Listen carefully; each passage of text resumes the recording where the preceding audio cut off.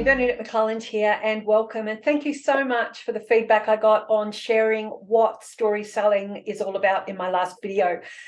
I know I raced through the 6 key principles that underpin the story selling philosophy, and for today's video, I want to dive a little bit deeper and share some thinking around the first principle, which is story selling inspires change.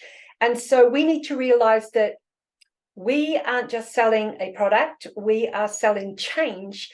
And our buyer is not just buying a product, they are buying change, and they are also buying our level of certainty. And when Forrester Research went to the market in partnership with Outreach, what they uncovered was that the buyers said more than ever they wanted to see 3 key things. They wanted to see more confidence from the buyer.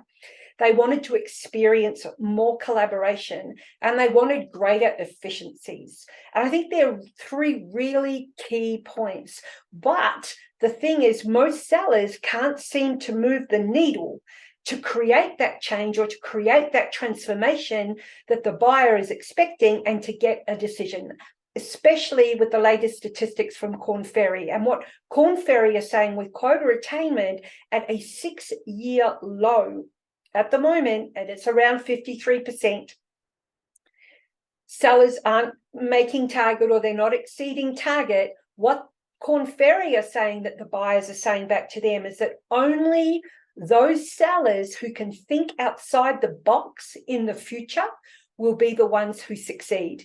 And so I believe for sellers to start thinking outside the box means we need to go above and beyond solution selling. We need to go above and beyond focusing in on how do we overcome objections, or how do we game the LinkedIn algorithm, or how do we send out mass personalization when it's really just the fields that are personalized. We really need to go above and beyond. And so in my mind, that means we need to create new neural pathways in our brain.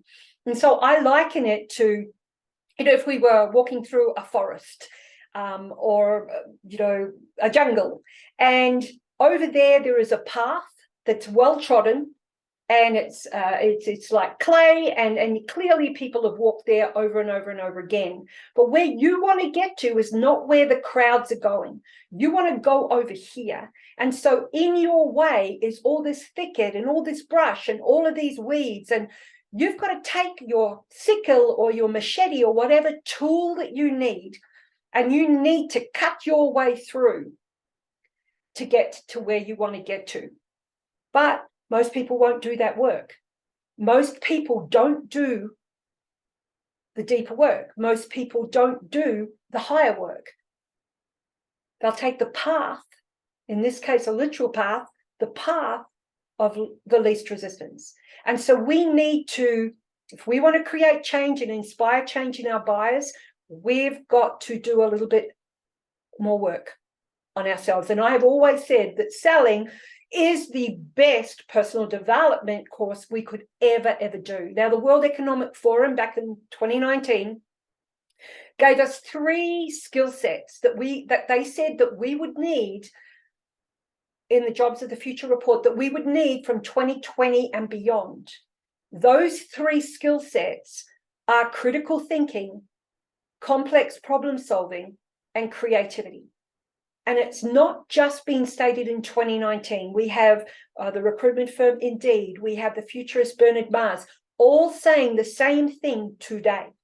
And so it makes me wonder, if these are 3 skills of the future, why aren't sales leaders, or why aren't organizations capitalizing on those and teaching those skills to their salespeople? Because those 3 skills are going to be the difference that makes the difference in winning business out there. And it's not just soft skills. These aren't soft skills. Brian DeLuca, who is the managing director of the oh my goodness, I've forgotten, in the IACT at the University of Dayton, he says these skills aren't soft skills. These skills are to be used for engineering. They are to be used for business. They are to be used everywhere if we want to get ahead. And so I would say that to a salesperson, that if you want to create some form of transformation in your buyer's world, you need to start looking at different tools. You need to start creating and finding a different path. And so story selling is bringing you those tools by way of story, definitely, by way of psychology, by way of mental models, by way of NLP techniques, and by way of coaching skills. And so we need to realize that our buyers need help. They need guidance. You know, they know what they know. They also know what they don't know, and they want answers. But they also don't know what they don't know. And that's for us in a really consultative, caring way, is for us to bring wisdom to the table, for us to bring meaning to our conversations, and for us to be respected industry resources to help both ourselves and our buyers. So look, if you want to know more about how to rise to the ranks of being a story seller, then I would encourage you to join me on a couple of different platforms. On LinkedIn, ring the bell next to my name so you can see my posts or subscribe to my newsletter. On YouTube, I've started a brand new channel called The Story Seller. Or you can also go to shiftandisrupt.com, where there will be more resources available for you regarding my new book coming out, Shift and Disrupt.